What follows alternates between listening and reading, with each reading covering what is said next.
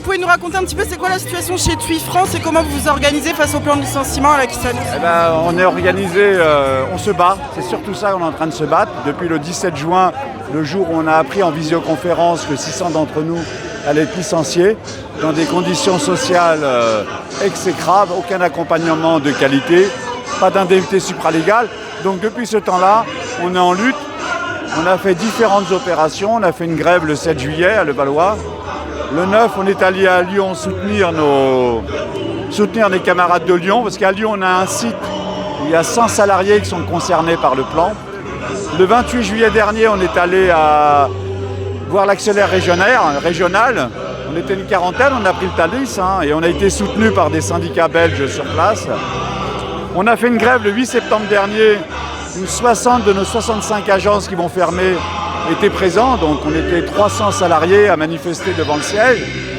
Et aujourd'hui on est là parce qu'on est parmi tous nos camarades qui sont licenciés comme Sanofi, comme Auchan, comme tout ça. On est là pour se soutenir et montrer notre mécontentement. Et mardi on fait une grande opération contre la Direct du 92 qu'on estime être de collusion avec notre direction. C'est-à-dire qu'actuellement, le plan social n'est pas négocié avec les délégués syndicaux, mais négocié entre la direction et la Direct.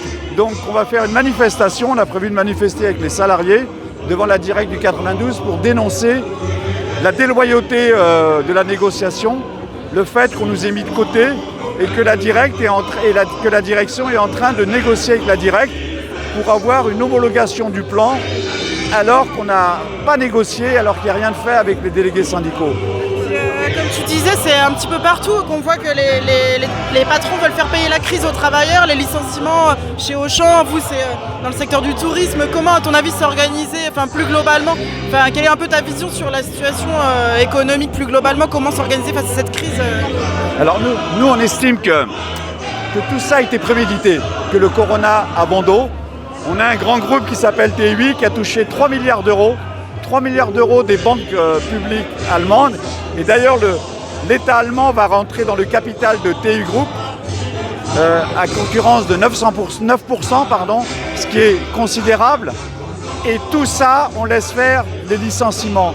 Il faut savoir que TUI France a bénéficié du chômage partiel depuis le mois de mars. On a vérifié les comptes au CSE, où on s'est aperçu qu'ils avaient économisé en termes de salaire et d'exonération fiscale près de 5 millions. Ils ont aussi eu 10 millions du CICE. Ils ont eu donc une aide de 100 millions de TUI Group.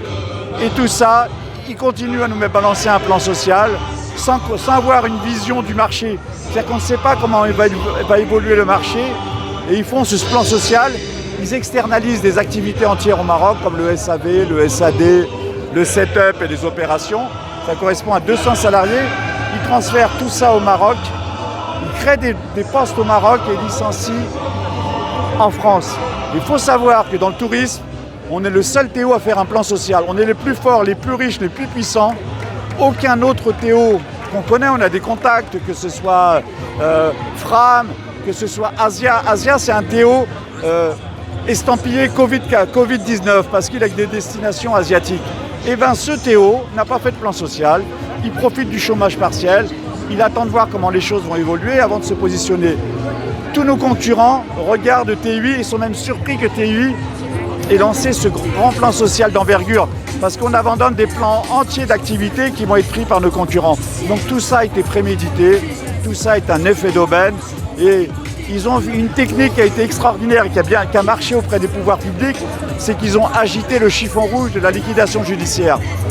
Dès le mois de mars-avril, alors qu'on avait un capital social de 30 millions, la situation allait bien chez TUI France. Dès le mois de mars-avril, ils ont commencé à agiter le chiffon rouge de la liquidation judiciaire auprès des pouvoirs publics pour mieux faire passer ce plan social auprès des pouvoirs publics. Ils ont dit en quelque sorte, on va liquider l'entreprise peut-être, on va essayer d'obtenir des aides pour pouvoir éviter tout ça en présentant un plan social de 600 et en gardant 300 salariés. Et chose dégueulasse qu'ils ont faite pendant le confinement, ils en ont profité pour licencier 300 CDD, des saisonniers pour le club, sans en informer le CSE, ça s'est fait de façon extrêmement violente.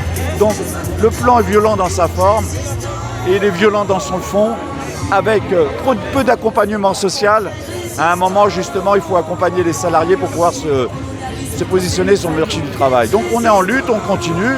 On prévoit d'aller à Hanovre voir l'actionnaire principal pour négocier en direct avec. On continue à bouger avec les salariés qui nous soutiennent. D'accord, merci Voilà. beaucoup. Force à vous, force à vous.